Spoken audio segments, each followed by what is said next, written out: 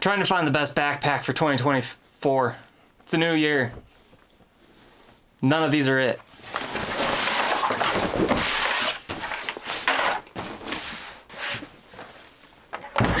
We're gonna give this a shot. So for 2024, one of my goals is to get out of the house more, go do stuff, travel, be around people, get comfortable working from different situations rather than just always in my office. And so I am in the pursuit of finding the best backpack and the best setup for me. Kind of one of those tricky things that I have to manage is it's got to be compact so that I still wear it, because you know you can get those real bulky ones, or it can't be too small where it doesn't fit everything. So I generally carry around 2 laptops, a keyboard, mouse, headphones, water bottles, etc. So it's got to kind of fit everything in a small, compact package, as they say. And as I get more into this filming thing, I'm going to have to carry more gear around. So I decided that every month for the 2023, I am going to... Wow, it's 2024. So every month for 2024, I am going to evaluate my backpack setup. Is it the right bag? Is it the right gear? Do I need to swap something out in here? Do I need to swap the bag out? Whatever, trying to make it the best setup possible, right? So for January, I'm sticking with what I've got. I'm familiar with it. I'm comfortable with it. It costs me no money. And so I am just going to work it. I'm going to take it everywhere with everything in it and see how it goes. So I figured we'd go over what's in my bag for 2024 January in the pursuit of the ultimate software engineer YouTube backpack. So for the first edition, it is this bag from GoPro. As you can see, I have no idea what the name is. I bought it probably 4 years ago.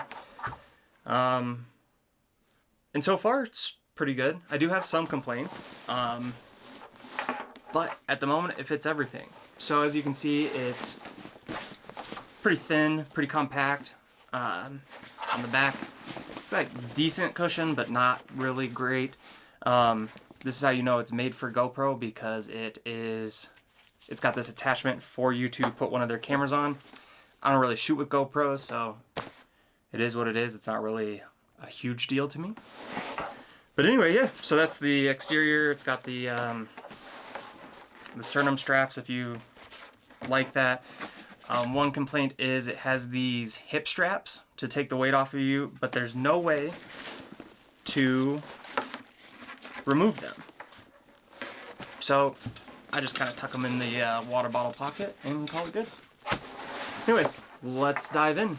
So first things first is the backpack slot. It has space for 2 laptops in it. But this leads to complaint number 1. The zippers only come down this far.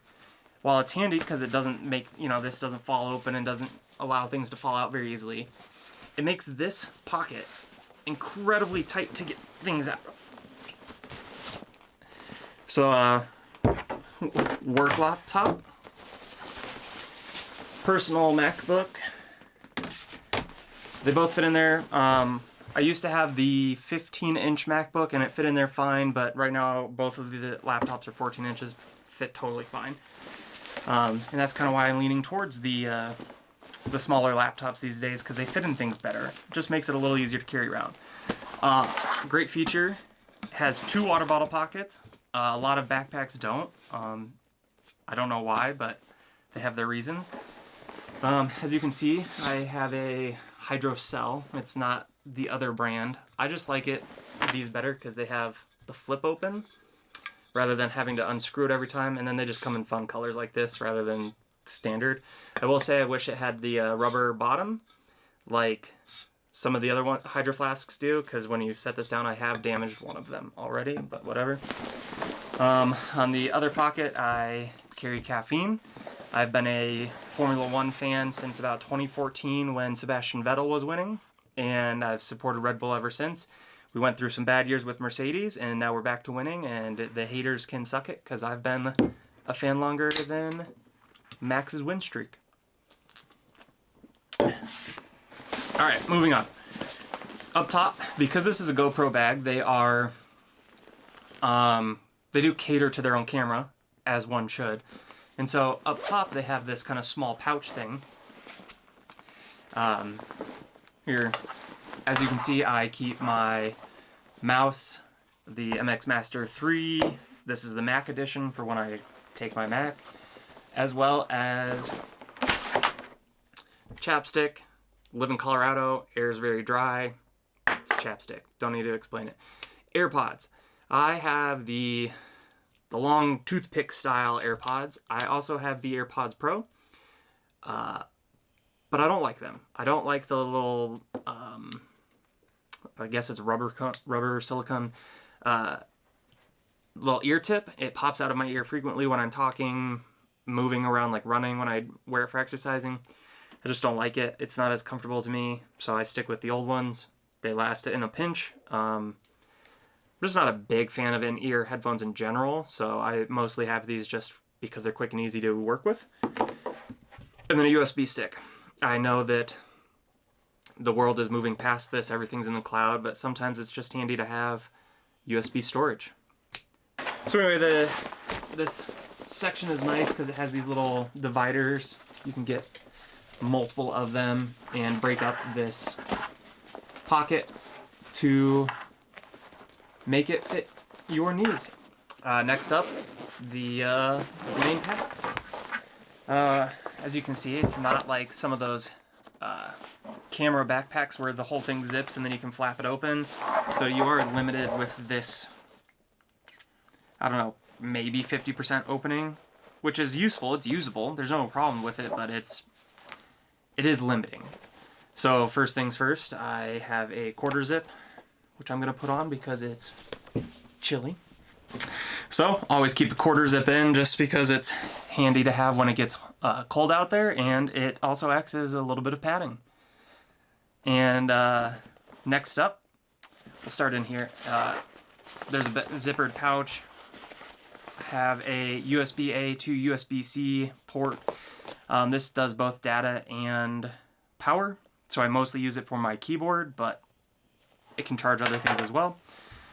As I've been getting into photography and videography more, I picked up one of these. I've seen it in multiple reviews these days, and it's very helpful. Carries your SD cards. It has a place for SIM cards, but I mean, come on, Apple digital SIM cards, you don't need this anymore. The handy thing is it has a USB-C cable, and this acts as a USB reader. So kind of handy. Comes in this little rubberized grip pouch with a carabiner. Can't lose it. I am enjoying it so far. And then there's a just open flap at the bottom, and it is where I keep my charger just to keep it handy and contained. There's nothing special about it. That's where it is. Next up, we have my actual headphones that I wear the majority of the time. They are Audio-Technica, I think like MT-110, 120, something like that. These are actually recommended for podcasts because they are super lightweight, so you don't really kind of notice that you're wearing them, and the sound quality is good enough. You know, there's nothing outrageous about them, and they are not powered, so you don't have to worry about a battery running out or having the... Sorry, my hair was getting in the way. So they're not powered, so you don't have to worry about a battery running out, or you don't have to be concerned with having the right kind of DAC to power them. The other benefit is, look how long this cord is. So when you're at the office, coffee shop, brewery, whatever, and you're working, you've got these on to tone out everything, and you forget, and you stand up to walk away, you don't pull your laptop off the counter because the cable is so long. Highly recommend them. They're very cheap, probably like $50. Like I said, they're designed to be worn all day, so they don't really pinch, they don't squeeze tight, they don't hurt. They're not going to be the best sounding thing in the world, but I can tell you, I don't get tired of wearing these. I do get tired of wearing these, plus the battery dies. Anyway, headphones. Next up, you'd think that as a software engineer, I would be all about the digital, but actually I really like taking notes.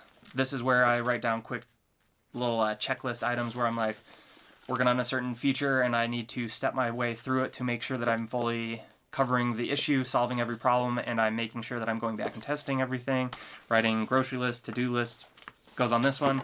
This one's more of like a journal. Keep my thoughts, ideas for different videos, different projects that I could do, trying to grow, trying to get better at writing my thoughts down and having like a singular place that they go. And then on top of the bag in this front pouch, I keep a Pilot G2 in the controversial .38 size. I know it's pretty tiny, but pretty small, but it allows me to make the most out of these things without blowing up on them. I've had that pen for a while, so I love it. However, I have been seeing some reviews on some other pens out there recently.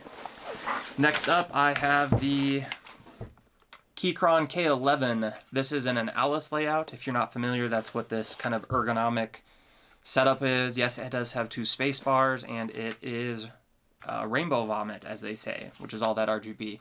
I like it because, as you can see, it is low profile and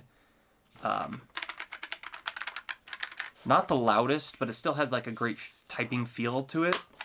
And it's wireless as well as wired. You can do both. It works on Android and Mac. Just makes it easy to handle, like to carry around, and it's just better than typing on the standard setup. And also when I go in the office, I can use this with my laptop closed, so works out. Really like Keychron keyboards. And then finally on the inside, I just have this little Ulanzi tripod. It's very simple, very basic. Has a little tilt head on it. Makes it useful. I'm filming with this right now, so it's not on here, but this is where I take my Sony EV10, EZ10, EV10, I don't know, the little vlogging camera. It's handy. I'm not comfortable entirely filming out in public yet, so it's nice to have a bit of a smaller camera, just as you get comfortable being filming yourself in public. Anyway, it's super lightweight, super small, compacts. It's got this little tiny leg in the middle to make it easy, and it's got rubberized feet. So there's that. And then finally on this hot pocket, in addition to a pen, I keep a pack of gum. Sometimes I have protein bars, but I got hungry and I ate that already. So, I mean, it's a fair amount of stuff for relatively how small the bag is. And I will film some updates throughout the month of me on my different journeys. You'll see this, and in a month's time, I will show you what didn't make the cut after a month worth of work, see what I've swapped out, see what I've kept, and I will take you on this journey with me to find the best backpack. Cheers, thanks for watching. If you've got any suggestions on different backpacks I can try, please leave them in the comments, because I like trying new things, and I think there's always something that can be improved upon. Like I said, I have issues with this bag, but right now I have it, so I'm gonna keep using it, see what it's like. And thanks for watching, and I will see you around the bend.